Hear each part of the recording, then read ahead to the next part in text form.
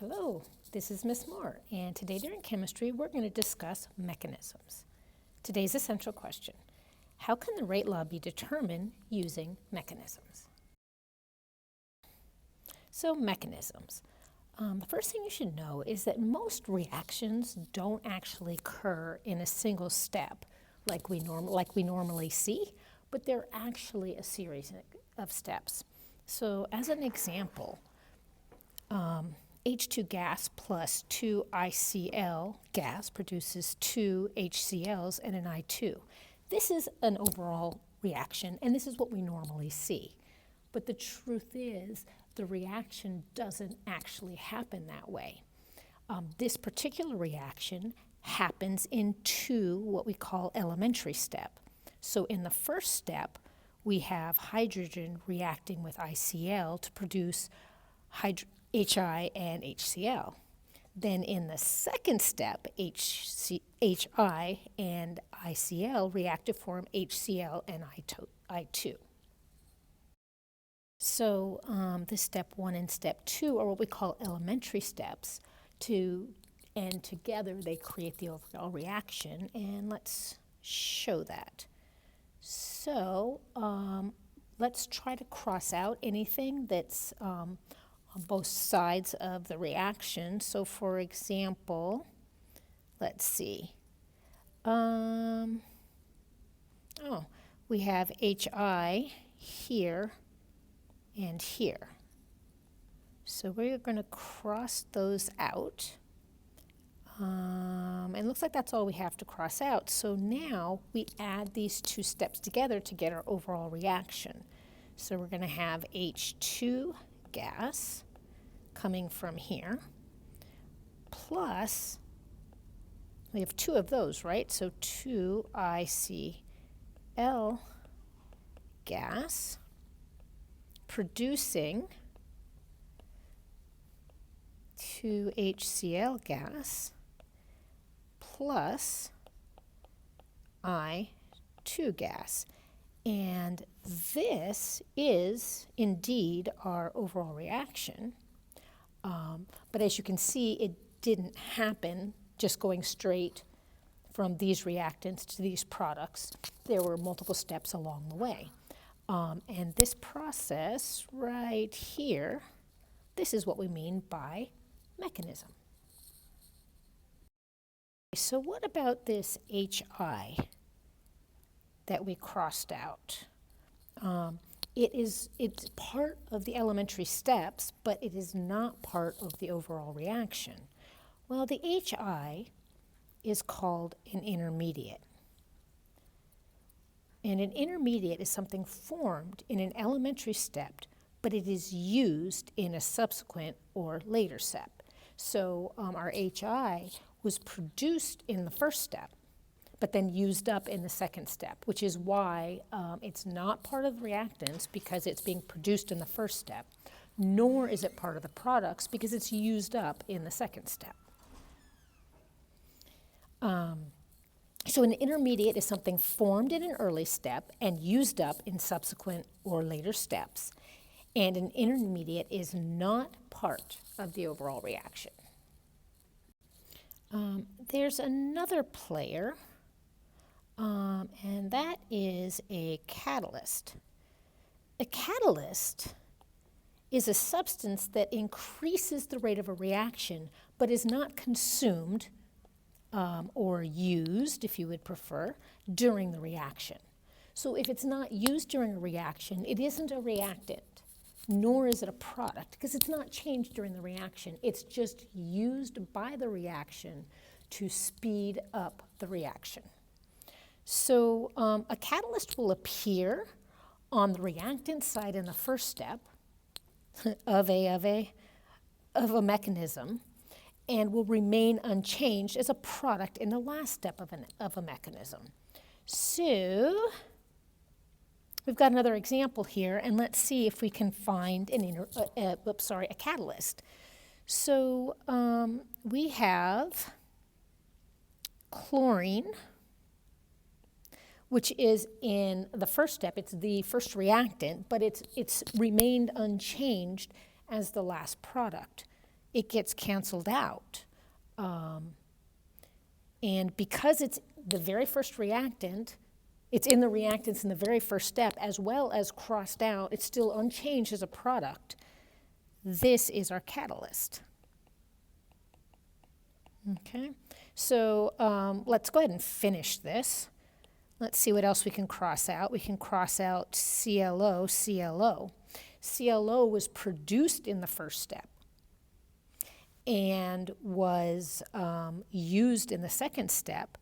So this is our intermediate. And I think that's all we have left to cross out, which means everything else is part of the reaction. So on the reactant side, we have O3 plus O producing 2 O2s.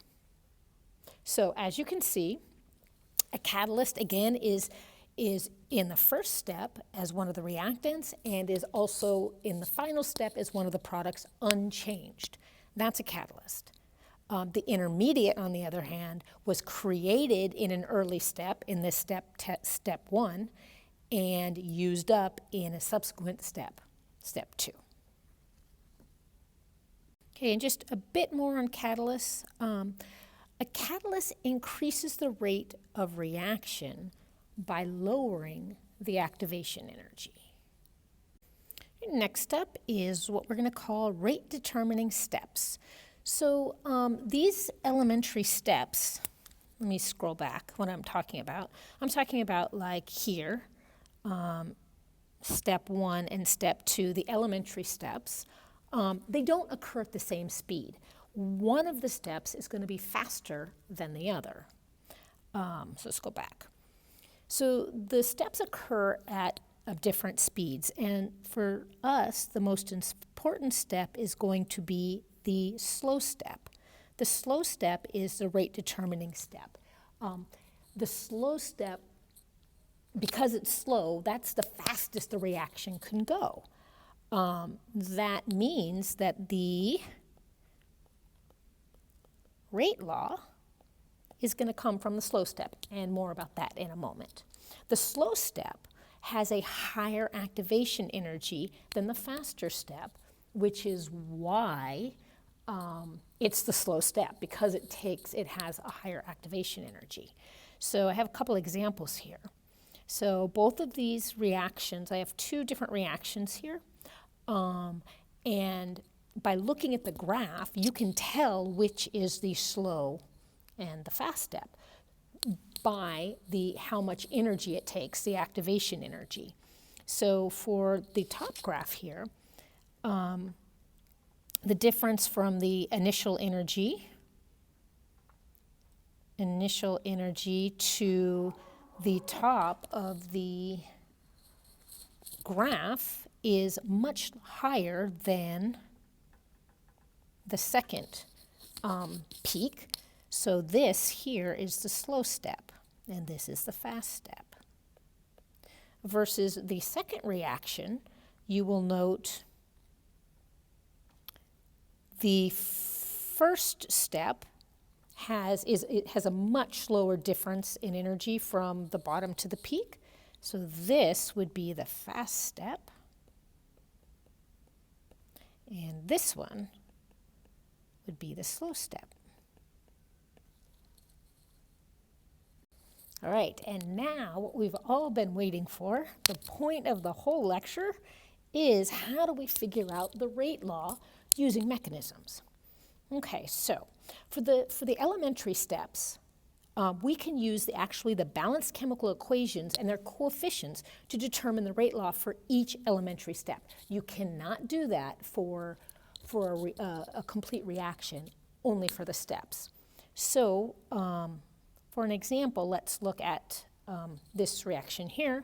We show the 2 steps. I don't show you the overall reaction yet, but step 1, our rate law would be rate equals K, concentration NO2, we're just looking at the reactants, and then there are 2 of them.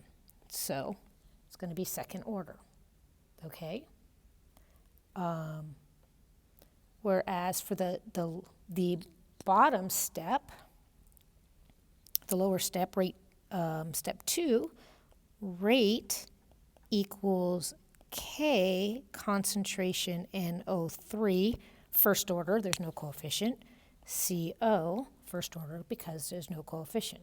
Now, keep in mind, this is the rate for step 1. The lower one is the rate for step 2. This is not the rate law for the whole reaction, just the rate law for the individual steps. So if we know the rates for the rate laws for the individual steps, that's great, but we actually don't really care about that. We care about the rate of the overall reaction. So here we go. The overall reaction rate law will come from the slow rate determining step. So for example, let's put these back. This one was rate equals K1 concentration NO2, and the bottom one was rate equals K2, showing it step 2, concentration NO3, CO. Okay, so the rate law comes from the slow step. So the rate law for our overall reaction is going to be this. Let's also complete our reaction to find out what our overall reaction is. So let's see, we have NO2 and NO2. NO3 and NO3. NO3 was made in the first step, used in the second step, so that's our intermediate. Can we cross anything else out? Oh, look at this. We can cross out, we have an NO2 here, and we have 2 at the top, so we can cross out one of those. So now our overall reaction is NO2 plus CO produces NO plus CO2. And the rate law for this reaction is rate equals K concentration NO2 squared. So you'll notice the rate law does not actually match the overall reaction. It matches the slow step rate law. One thing really important to notice, well, a couple things. Interestingly, CO is not part of the rate law. That must mean it's 0 order. And it's 0 order because it happens at a later step. You will also note that there's no coefficient of 2 here, but still NO2 is second order. Okay. Something important about the rate law is that you can't have anything in the rate law that isn't in, must be in reactants of overall problem. Overall reaction, not problem. Okay, you can't have anything except for a catalyst, which we'll talk about later. But you can't have anything in the rate law that is not a reactant in the overall reaction. Things can be missing that are a reactant in the overall reaction, can be missing from the rate law because you can have 0 order. Okay, hopefully that makes sense. On to the last topic, and the part that could be a little bit, that can potentially be tricky sometimes. So intermediates cannot not be part of the rate law. So let's try this again. We know the rate law. So another example here, we know the rate law comes from the slow step, which means this step right here, which means the rate law for the overall reaction is going to be rate equals H concentration H2 concentration N2O2, okay, because that's the slow step. All right, so now let's figure out our overall reaction. Let's see. NO, I don't see any more NOs, so we'll have 2NO plus, so I've used that, N2O2. Okay, N2O2 is made in the first step, used later, so this is our intermediate. Okay, what else do we have? H2, okay, we can use our H2, so we'll circle the ones we're using, plus H2. Oh, we got another one here, so let's change that to 2H2. And then we have another intermediate here, N2O, N2O, that's another intermediate.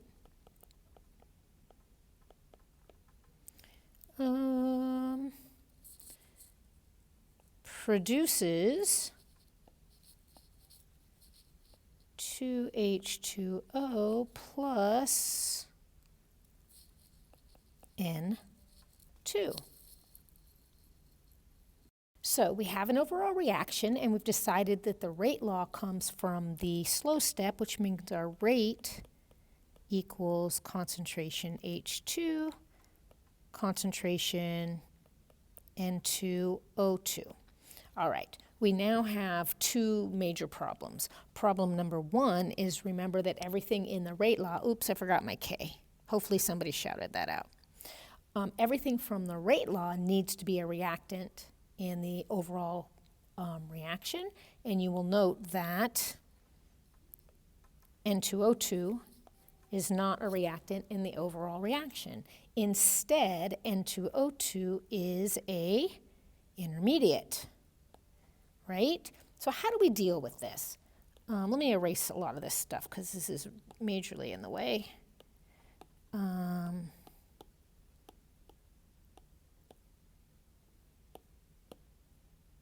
All right. So right now, we have an intermediate as part of our rate law, which cannot be. But think about it. Where did that N2O2 come from? Well, it came from, this is step one, right? It came from step one, right here. What would determine what makes N2O2? Well, the reactants from the first step produced N2O2. So the concentration of the reactants of the first step will determine how much N2O2 is made, or the concentration of N2O2. And we have NO in our overall reaction. So what I'm going to do is substitute. I'm going to say that, let me zoom in. I'm going to say that since the concentration of N2O2 is, this concentration of N2O2 came from here, right? And that concentration is dependent on our reactant from our first step. So I can substitute 2NO for this. So my rate equals K, concentration H2, concentration NO, and there were two of them, so squared. So hopefully that makes sense. Just in case, let me just try that one more time. I hope I'm being clear, but we'll see. Remember that the slow step is going to be our rate law. And this is the rate law. I forgot the K again. This is the rate law right here for the slow step. But it can't be the rate law for the overall reaction because of the intermediate.